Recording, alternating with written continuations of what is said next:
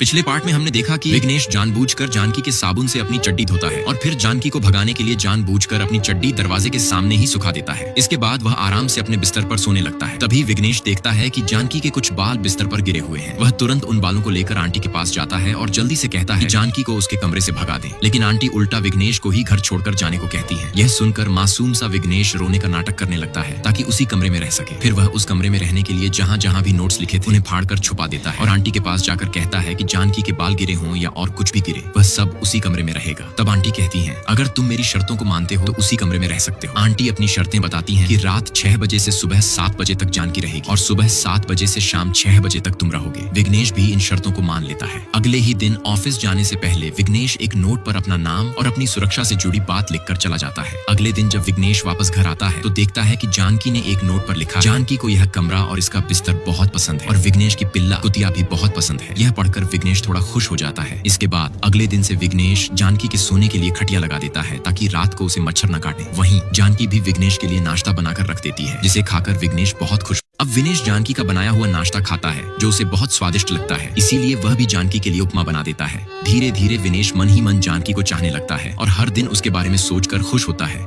एक दिन इसी खुशी में जानकी को प्रभावित करने के लिए वह बहुत सारे फूलों के पौधे खरीद कर लाता है और अपने घर के सामने रख देता है। यह देखकर जानकी खुश होकर उसके लिए स्पेशल चिकन करी बनाती है। जैसे ही विघ्नेश चिकन करी खाता है उसे जानकी के हाथ का बना चिकन बेहद टेस्टी लगता है। खुश होकर वह बाथरूम में नाचने लगता है और नहाने के बाद अपना साबुन जानकी के साबुन के पास रख देता है। जब वह नहाकर बाहर आता है तो देखता है कि जानकी की ड्रेस सूख गई है। यह देखकर वह तुरंत ड्रेस को छूने लगता है। तभी ड्रेस के नीचे से गोलगप्पे का कपड़ा नीचे गिर जाता है। वह कपड़ा उठाकर विघ्नेश मन ही मन कुछ सोचने लगता है। तभी नीचे से आंटी उसके हाथ में कपड़ा देख लेती हैं और पूछती हैं, तू इसे क्यों पकड़े हुए है? विघ्नेश कहता है, ये नीचे गिरा हुआ था इसीलिए उठा रहा हूँ। आंटी कहती है, मुझे लगता है तू एक थरकी है। बेचारा विघ्नेश हाथ जोड़कर कहता है, आंटी मुझसे गलती हो गई, मैं अच्छा आदमी हूँ। यह कहकर वह तुरंत गोलगप्पे का कपड़ा वहीं रख देता है। इसके बाद आंटी को मनाने के लिए वह उनकी गैस टंकी उठाकर मदद करने लगता है ताकि आंटी जानकी को इस गोलगप्पे के कपड़े वाली बात न। अब विघ्नेश बार बार जानकी के बारे में सोचते सोचते आखिरकार यह जानने की इच्छा करता है कि जानकी दिखने में कैसी होगी। यही सोचकर वह रात को धीरे धीरे चुपके से अपने घर से निकलकर जानकी के घर की ओर आता है, लेकिन तभी उसका पिल्ला उसे देखकर भौंकने लगता है, जिससे आंटी की नींद खुल जाती है और विघ्नेश तुरंत भागने लगता है। अगली रात वह फिर से जानकी को देखने आता है। इस बार वह गेट खोलने की कोशिश करता है, लेकिन उसे पता चलता है कि गेट पर ताला लगा हुआ है, इसलिए वह गेट पर चढ़ने की कोशिश करता है। तभी अचानक वहाँ पुलिस वाले आ जाते हैं और उससे पूछताछ करने लगते हैं। विघ्नेश नाटक करते हुए कहता है, मैं तो बाथरूम करने आया था, लेकिन पुलिस वालों को विश्वास नहीं होता, इसलिए वे तुरंत आंटी को बुला लेते हैं। आंटी के आते ही पुलिस वाले विघ्नेश को छोड़ देते हैं, लेकिन विघ्नेश हार नहीं मानता क्योंकि उसका मकसद सिर्फ एक बार जानकी को देखना था। इसीलिए वह जानकी के लिए एक घड़ी खरीदता है और उसे चुपके से उसके लिए रख देता है। अगले दिन जानकी वह घड़ी ले लेती है। अब विघ्नेश यह देखने के लिए कि जानकी कौन है, तालाब के पास आने वाली हर लड़की के हाथ में चुपके से देखने की कोशिश करता है कि कौन वह घड़ी पहने हुए है, लेकिन बहुत देर इंतजार करने के बाद भी जानकी वहाँ नहीं आती। इसलिए विघ्नेश एक और बड़ा प्लान बनाने की सोचता है। अब विघ्नेश सिर्फ एक बार जानकी को देखने के लिए आखिर में उसके घर पर ड्रोन उड़ाने लगता है, लेकिन ड्रोन वाला सही से नहीं उड़ा पाता, जिससे विघ्नेश अच्छे से एक बार भी जानकी को नहीं देख पाता। तभी आंटी एक लंबी सी लकड़ी से उस ड्रोन को नीचे गिरा देती है। ड्रोन वाला मोटा तुरंत जाकर अपना ड्रोन उठा लेता है और आंटी से कहता है, मेरे ड्रोन के पैसे जल्दी दो। आंटी सिंघम की तरह घर के अंदर जाती है और एक लंबी सी बंदूक लेकर बाहर आती है। फिर मोटे से कहती है, पैसे चाहिए तुझे, ले पैसे। मोटा कहने ही वाला होता है, क्या ये खिलौना लेकर आ गई? कि तभी आंटी उसी बंदूक से एक फायर कर देती है। डर के मारे मोटा तुरंत भाग जाता है।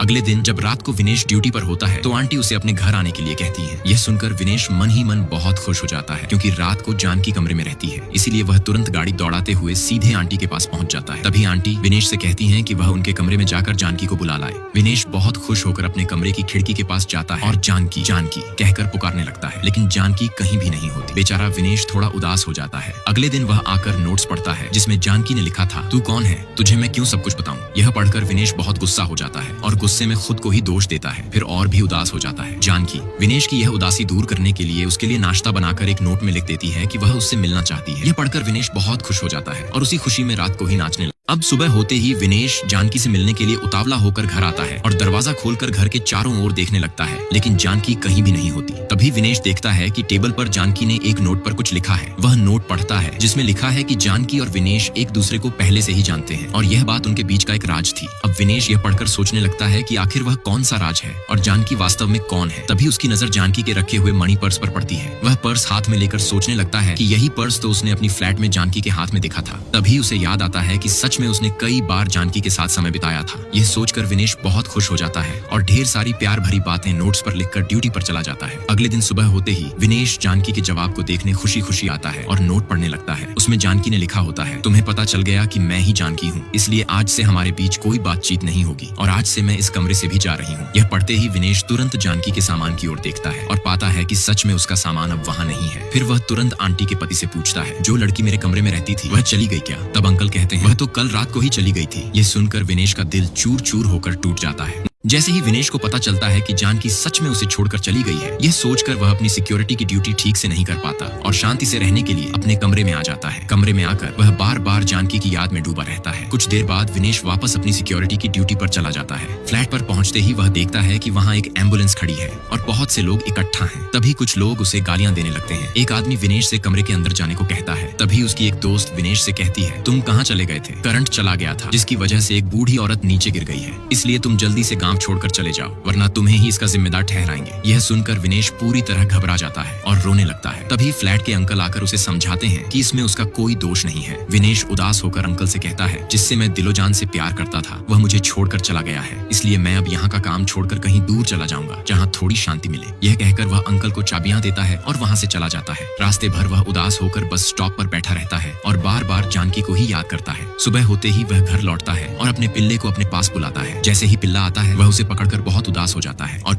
आखिर में विनेश जानकी के लिए अपना पिल्ला पिंटू को दे देता है और बहुत उदास होकर रोते हुए घर लौट आता है। वह अपना सारा सामान पैक करने लगता है। तभी अंकल आकर उसे एक शादी का कार्ड देते हैं। कार्ड खोलकर वह देखता है कि उसमें जानकी की शादी किसी और से होने की बात लिखी है। यह देखकर वह पूरी तरह टूट जाता है और ध्यान देता है कि शादी का समय आज सुबह 10:30 है। यह देखते ही वह तुरंत जानकी की शादी रोकने के लिए निकल पड़ता है। उसी समय उसका पिल्ला भी उसके पीछे पीछे दौड़ने लगता है। रास्ते भर पिल्ला उसका पीछा करता है, लेकिन पुल के पास कहीं फंस जाता है। विनेश उसकी ओर बिना देखे सीधा शादी के मंडप तक पहुंच जाता है। वहां पहुंचते ही वह देखता है कि सचमुच जानकी बहुत अच्छे से सज धज कर शादी के लिए तैयार है। यह देखकर विनेश कहता है, मुझे नहीं पता था कि तुम इतनी बड़ी धोखेबाज निकलोगी। जानकी जवाब देती है, मैंने क्या धोखा दिया? तुम मेरे ही कमरे में रहे, रोज मुझसे नोट्स में बातें की और अब कह रहे हो कि मुझे नहीं जानते। विनेश कहता है, मैंने तुम्हें दिल से प्यार किया था, लेकिन तुमने मेरे प्यार को ठुकरा दिया। तभी जानकी का होने वाला पति सुमन आता है और पूछता है, क्या हुआ? विनेश उसे देखकर कहता है, तू कौन है बे? कहाँ से आया? ये मेरी चिड़िया है, मैं अपनी चिड़िया को लेने आया हूँ। जानकी कहती है, मैं इसे जानती तक नहीं हूँ और ये कह रहा है कि मैं इसकी चिड़िया हूँ। इस बात पर विनेश और सुमन के बीच बहस शुरू हो जाती है। वहाँ मौजूद लोग भी जानकी पर शक करने लगते हैं। तभी विनेश का पिल्ला भी वहाँ पहुँच जाता है। विनेश उसे गले लगाकर कहता है, रोज जानकी मेरे पिल्ले के साथ खेलती थी, आज यही पिल्ला मेरा सबूत देगा। जानकी कहती है, ये किसका कुत्ता है? मैं तो पहली बार देख रही हूँ। तभी पिल्ला सच में भौंकने लगता है और बहस झगड़े में बदल जाती है। सभी लोग मिलकर विनेश को पीटने लगते हैं। जानकी हाथ जोड़कर सब कुछ झगड़ा रोकने के लिए कहती है और खुद बैठकर रोने लगती है। इसी बीच एक ओएंटो वाला आता है और पिल्ला फिर से भौंकने लगता है। विनेश देखता है कि उसके सामने 3 नई चिड़ियां लड़कियां खड़ी हैं। पिल्ला आखिरी वाली पर कूद पड़ता है और तभी विनेश को पता चलता है कि असली जानकी तो यही है और पहले वाली तो सिर्फ नाम की जानकी थी। विनेश कहता है, तो तुम हो मेरे दिल की रानी जानकी? जानकी कहती है, हाँ मैं ही हूँ, क्योंकि उस समय मेरी हालत बहुत खराब थी। मेरे घर वालों ने मुझे बाहर निकाल दिया था। रहने के लिए तुम्हारी आंटी ने तुम्हारा कमरा दिया ताकि मैं सुरक्षित रह सकूं। फिर मुझे पता चला कि तुम बहुत अच्छे इंसान हो। एक दिन मैंने देखा कि फ्लैट में तुम छाता खाकर भी चुपचाप खड़े रहे। तुम्हारा पिल्ला भी मुझसे बहुत प्यार करता था, इसलिए मैं तुमसे छुपती रही। एक दिन तुम मुझे देखने के लिए नदी के पास आए और ड्रोन भी उड़ाया, लेकिन गलती से मैं जानकी का पर्स अपने कमरे में ले आई। तुम्हें लगा कि मैं ही जानकी हूँ और तुम मुझसे प्यार करने लगे। इसी वजह से मैं उदास होकर तुम्हारे कमरे से सामान लेकर चली गई। विनेश कहता है, तुम एक बार मुझे बता तो सकती थी। जानकी कहती है, मैं एक गरीब घर की लड़की हूँ, पता नहीं तुम मुझे स्वीकार करते या नहीं, इसलिए नहीं कहा। विनेश रोते हुए कहता है, गरीब लड़की जिसने मुझे इतना प्यार दिया, मेरे लिए सब कुछ किया, वह गरीब नहीं,